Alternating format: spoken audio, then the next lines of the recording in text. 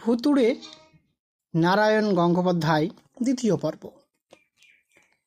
বাঞ্ছা ভ্রুকুটি করে বললে, আরে আগে শোন না বাপু, পরে যত খুশি বকর বকর করিস। কেষ্টা বললে, ঠিক। তারপর এমন চোখ পাকিয়ে আমার দিকে তাকালো যে বামুন হলে নির্ঘাত ভস্য করে দিত। বাঞ্ছা বলে চলল, কি আর করবি, বেরোতেই তো হলো। পাশের বাড়িতে একটা লোক মরে থাকবে, এটা তো কোনো কাজের কথা নয়। যতই খিটখিটে বদখত লোক হোক না কেন, মানুষ হিসাবে একটা কর্তব্য আছে তো। বেরিয়ে দেখি আমরা মাত্র 4 জন। ডাকাডাকি করেও কারো সাড়া মেলেনি। কেউ কাপা গলায় বলছে জ্বর হয়েছে, কেউ কাতরাতে কাতরাতে জবাব দিয়েছে কান কটকট করছে। কাজেই আমাদের 4 জনকে কাঁধে দিতে হলো। দুজনের দু হাতে দুটো লণ্ঠন ঝুলতে ঝুলতে চলল, আর কাঁধে দুলতে দুলতে চলল মোরা। মুখুজ্জুদের নরেশ আক্ষেপ করে বললে, জ্যান্ত বুড়ো জ্বালিয়ে মেরেছে, মরেও একখানা খেল দেখিয়ে গেল। কিন্তু কি আর করা যাবে, উপায় তো নেই। সেই টিপি টিপি বৃষ্টি আর সনসনে হাওয়ায় বর্ষা পিছল রাস্তা দিয়ে এগিয়ে চললাম আমরা।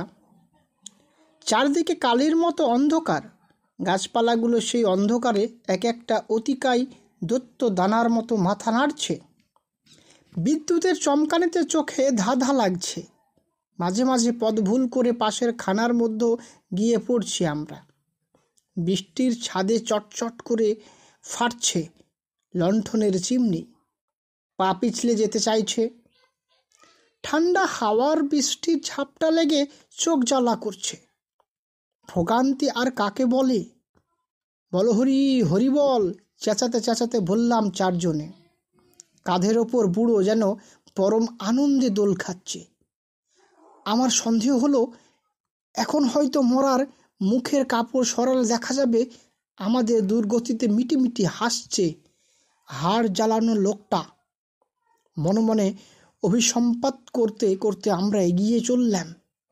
হ্যাঁ, বলতে ভুলে গেছি, শুধু আমরা 4 জনই নয়, বুড়ো 2টো বাগদি প্রজাও ছিল। তারা তো আর বামুনের মোরাকে কাঁধে দিতে পারবে না, তাই তারা কুরুল কাঁধে আসছিল পিছন পিছনে, কাঠ কেটে আনবে। সে যাই হোক, শ্মশানে তো পৌঁছানো গেল। শ্মশান ঠিক গায়ের কাছে নয়, বেশ খানিকটা দূরে। আশেপাশে বাড়ি ঘর কিছু নেই। অনেকটা পর্যন্ত ন্যাড়া মাঠের ভেতরে এলোমেলো বাবলার বন।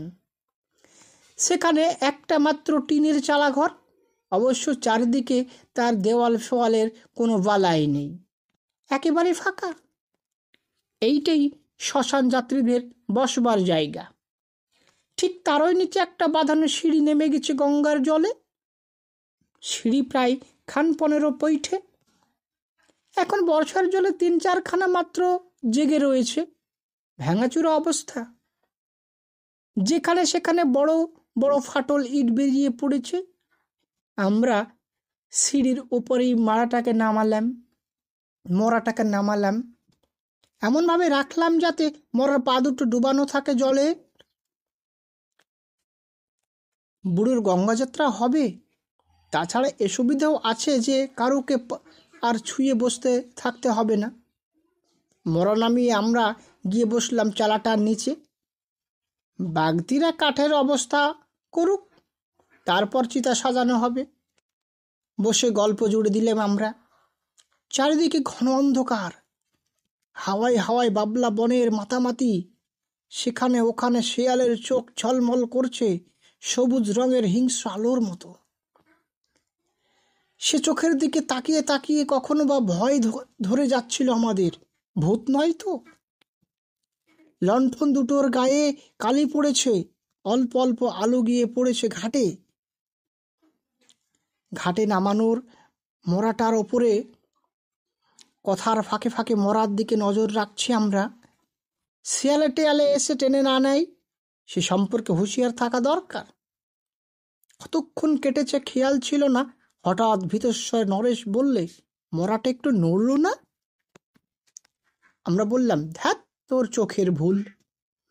খানিক পরে আবার পটলা বললে, মরাটা সত্যিই কিন্তু নড়ছে। আমাদের ভেতরে সবচেয়ে সাহসী ছিল কানু। যেমন বুকের ছাতি তেমনি বেপরোয়া। কানু আশ্বাস দিয়ে বললে, ও কিছু না বন্ধু, আমার জলে চ্যানেলটি ঢেউয়ে সাবস্ক্রাইব নড়ে করতে থাকবে। ভুলবেন না। আমার এবার ছোট্ট চ্যানেল মিনিট কয়েক একটু কাটতে না সাবস্ক্রাইব কাটতে করে দিলে আতঙ্কে খুব আবার উপকৃত সমস্ত হয়। শরীর ধন্যবাদ, একটা ভালো ঝাঁকুনি থাকবেন। খেয়ে উঠল। কোনো ভুল নেই, লণ্ঠনের অল্প অল্প আলোতেও স্পষ্ট দেখা যাচ্ছে মরাটা সত্যি একটু একটু করে জলের দিকে নেমে যাচ্ছে। ও কি, ও কি! আমি, নরেশ আর পটলা একসঙ্গে আর্তনাদ করে উঠলেন। কানু সোজা দাঁড়িয়ে উঠল, ধমক দিয়ে বললে, দূর তোর, ভেতর ডিম সব।